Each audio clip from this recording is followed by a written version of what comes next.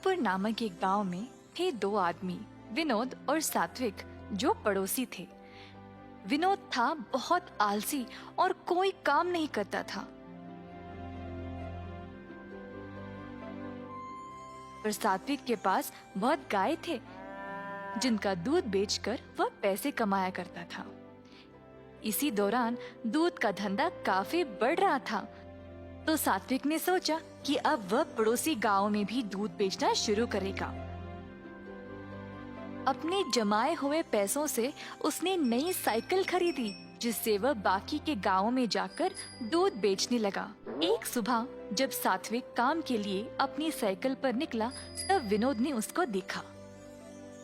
अरे, मुझे बिना बताए सात्विक ने नई साइकिल खरीद ली। उसके लौटने के बाद पूछूंगा।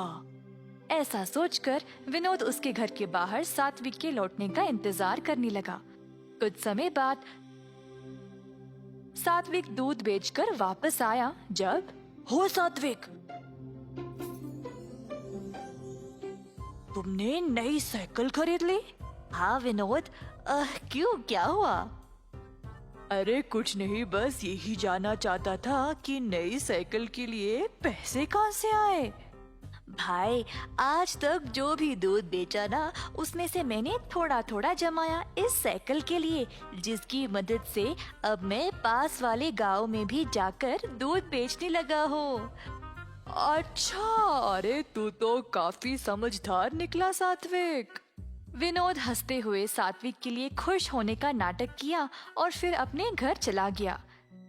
घर जाकर विनोद सोच में पड़ गया कि इतने कम समय में सात्विक ने नई साइकिल खरीद कैसे ली। विनोद ने खुद तो कुछ नहीं लिया। उदास होकर विनोद गहरी सोच में ही डूबा रहा। मैं क्यों इतना उदास रहूं? अगर मैं भी सात्विक की तरह कुछ काम करूं तो पैसे जमा कर मैं भी अपनी मनपसंद चीजें खरीद सकता हूं। पर मैं करूं क्या? अरे हाँ, मुझे तो जलेबी बनाना बहुत अच्छी तरह से आता है। हाँ, मैं एक जलेबी की दुकान शुरू करूंगा। फिर अगले दिन विनोद ने अपनी एक छोटी सी दुकान खोल ली और गरम गरम जलेबी बेचने लगा।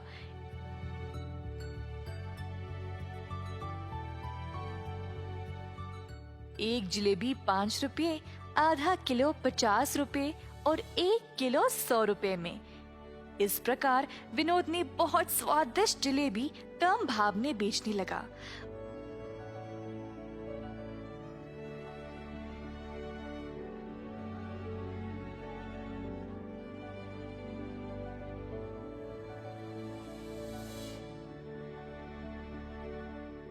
उसके गर्मा गर्म जलेबियों की सुगंध गांव के कोने कोने तक पहुंच गई।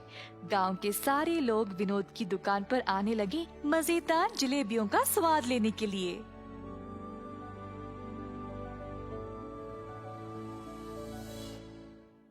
कुछ ही दिनों में विनोद की जलेबी बहुत मशहूर हो गई। एक दिन रमेश नामक एक आदमी उसकी दुकान पर जलेबी खा रहा था। वाह विनोद, तुम्हारे हाथों की बनाई हुई जलेबी बहुत ही मजेदार है। इतने कमाल की जलेबी मैंने आज तक खाए ही नहीं भाई, वाह। ऐसा कहकर रमेश जलेबी के मजे ले रहा था और बाकी के लोगों ने भी उसकी बहुत तारीफ की। पूरे गांव में विनोद की दुकान और भी मशहूर हो गई। अब धीरे धीरे विनोद थोड़ा घमंडी बनने लगा। मेरे जैसे जलेबी तो और कोई बना ही नहीं सकता। मुझे जलेबियों का दाम भी बढ़ाना पड़ेगा, इससे मैं और ज्यादा मुनाफा कमा सकता हूँ। दुकान पे आए हुए सब लोगों को विनोद ने बोला, जी आज से एक जलेबी 10 रुपए, आधा किलो 100 रुपए और 1 किलो 200 रुपए में। एक आदमी उदय जो जलेबी खरीदने आया था, उसने कहा, अरे भाई साहब, जलेबी इतनी महंगी कब से हो गई है? बाकी के दुकानों में तो किलो 100 रुपए में ही बेचते हैं। अगर मेरे जैसे स्वादिष्ट जलेबी कहीं और मिले ना, तो वही जाकर खा लीजिएगा, मुझे कोई फर्क नहीं पड़ेगा। विनोद जैसी स्वादिष्ट जलेबी कहीं और नहीं मिलेगी। ऐसा सोचकर लोगों ने अब महंगी जलेबी खरीदना शुरू कर दी। इस गांव में मेरे जैसे जलेबियों को टक्कर देने वाला और कोई है ही नहीं। गांव वालों को तो अब मेरे स्वाद की लत लग चुकी है। ऐसा सोचकर उसने जलेबी को तोलने वाले तराजू के नीचे सबकी नजर से चोरी एक छोटा सा भार लगा दिया, जिससे वे लोगों को ज्यादा पैसों में कम जलेबियां बेच सके। इसी तरह विनोद का कारोबार उसके अनुसार चलता रहा। एक दिन गांव के जमींदार को विनोद की जलेबियों के बारे में पता चला, तो उन्होंने अपने नौकरों को उसके पास 1 किलो जलेबी लाने के लिए भेजा। नौकर गए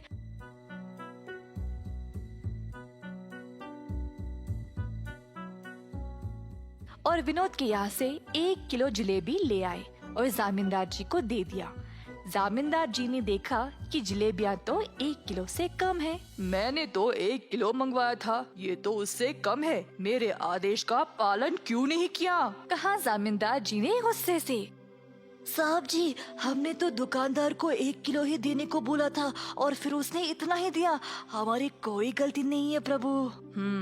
चलो हम इस जलेबी वाले के पास जाकर देखते हैं कि वह असल में कर क्या रहा है। दुकान के पास पहुंचने ही वाले थे जब जमींदार जी ने एक भिखारी को उस जलेबी की दुकान की ओर जाते हुए देखा, तो वह रुक गए और अपने नौकरों को भी रोक दिया। जमींदार जी देखना चाहते थे कि दुकानदार उस भिखारी को किस तरह जलेबी बेचेगा।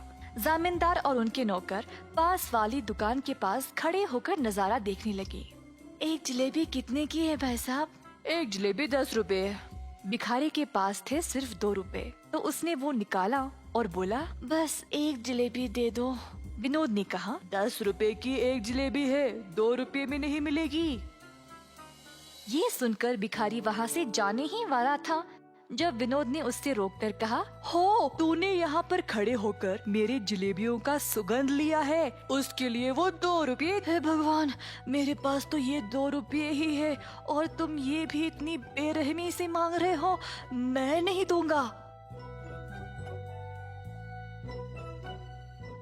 इसी दौरान जमींदार जी वहाँ पर पहुँचे और अपने पास रखे हुए पैसों का थैला भिखारी को दिया और कहा, तुम्हारे 2 रुपए के बदले में इस दुकानदार को तुम ये पैसे का थैला दे दो। अरे आप तो बड़े लोग हो साहब, आपको तो न्याय करना चाहिए। अगर आप इस दुकानदार को पैसे दे दोगे तो कैसे? मेरी बात मानो और दुकानदार को ये पैसे दे दो। भिखारी ने माना और पैसे विनोद को देने गया जब जमींदार ने कहा, 1 मिनट रुको, इस थैले को पहले जोर से हिलाओ। भिखारी ने थैले को जोर से हिलाया तो थैले में से सिक्के छन छन करने लगे। पैसों की आवाज सुनाई दी क्या विनोद? सुनाई दी साहब। अगर ये बात है तो फिर भिखारी ने अपना भुगतान दे दिया है। क्या साहब, पैसे तो इसने दिए नहीं और आप बोल रहे हो कि दे दिए? पैसे की आवाज तुमने सुन ली ना, बिल्कुल उसी तरह जिस तरह भिखारी ने तुम्हारी जलेबियों की सुगंध सूंघ ली थी। तुम्हें तुम्हारी जलेबियों की सुगंध के पैसे इस थैले के पैसों की आवाज से ही मिल गई। तुरंत विनोद को अपनी गलती का एहसास हुआ और उसने जमींदार जी से माफी मांगी। तुमने केवल यही गलती नहीं की, तुम्हारे जलेबियों का मूल्य बाकी की दुकानों से बहुत ही ज्यादा है और उसके ऊपर गलत तरीके से तोलकर तुम ज्यादा पैसों में कम जलेबियां बेचते हो। साहब जी, बस एक बार के लिए मेरी गलती को माफ कर दो। मैं ऐसी गलती दोबारा कभी नहीं करूँगा। तुमने आज तक बहुत गलतियाँ की है। तुम्हें तो इस गरीब को एक जलेबी भी देने का मन नहीं किया। अब मैं तुम्हें ये आदेश देता हूँ कि अभी इसी वक्त अपनी इस जलेबी की दुकान को बंद करो। ये बात सुनकर विनोद बहुत डर गया और उदास हो गया। जमींदार जी से गिड़गिड़ाकर माफी मांगता रहा जब उसी रास्ते सात्विक आया। विनोद की परिस्थिति देखकर सात्विक उसकी दुकान पर आया और बोला,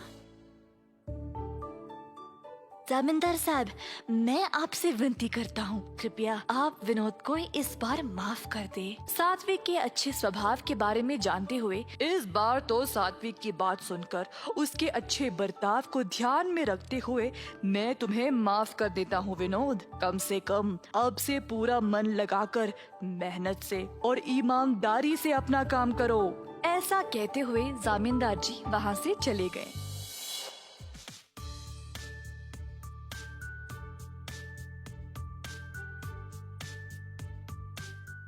सात्विक और जमींदार जी की बात सुनकर विनोद ने अच्छा नाम कमाने का ठान लिया। पूरी लगन और ईमानदारी से उसने दोबारा अपना कारोबार शुरू किया। इस वजह से अब और भी लोग उसके पास जलेबी खाने आने लगे।